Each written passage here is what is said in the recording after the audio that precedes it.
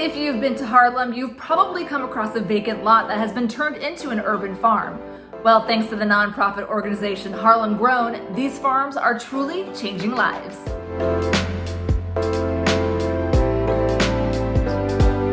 What is the Harlem Grown mission?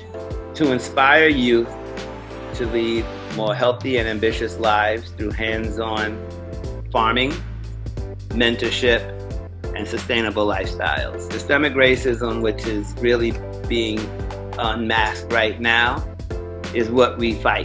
That first school I walked into, there are 14 homeless shelters in a 4-block radius of that one school. And out of those 14, I would say 6 of them are domestic violence shelters.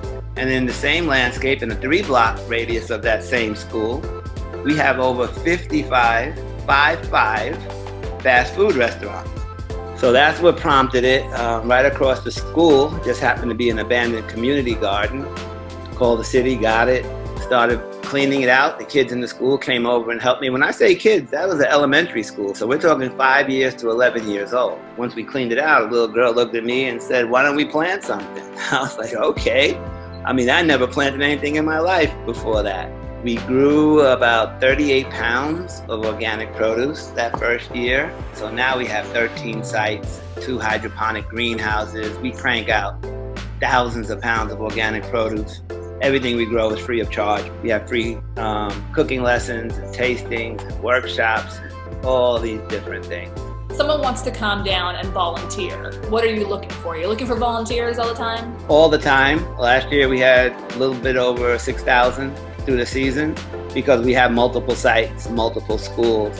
Because what volunteers are, without even knowing it, especially in this sector, is a de facto mentor. When I first started Harlem Grown 9 years ago, every kid wanted to be an NBA player or an entertainer. Today you ask these same kids, they want to be CPAs, they want to be engineers, they want to be architects. Why? Simply they've been exposed to it. And through the years, I mean, we have kids in Ivy League schools that come through our program. That is what we grow. We plant fruits and vegetables. It's pretty obvious.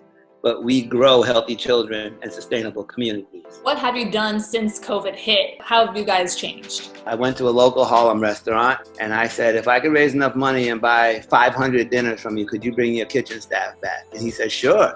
So we did that. He cooked 400 dinners and we delivered it to our first domestic violence shelter. And it became such a hit that now we do it 6 days a week over 9 different shelters. And you see the gratitude, love, tears over a meal.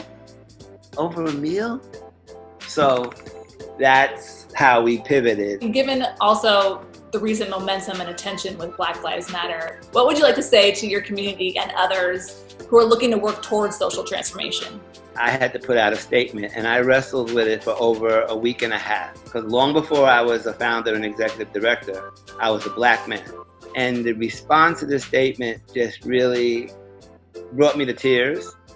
The support was overwhelming. So we decided as an organization, we're going to go deeper instead of going wider. And I feel thankful and I feel optimistic because the change we seek are in the eyes of those children that I serve every day. We're trying to grow the change agents in their own community. Instead of needing people to come from outside in, they're right there.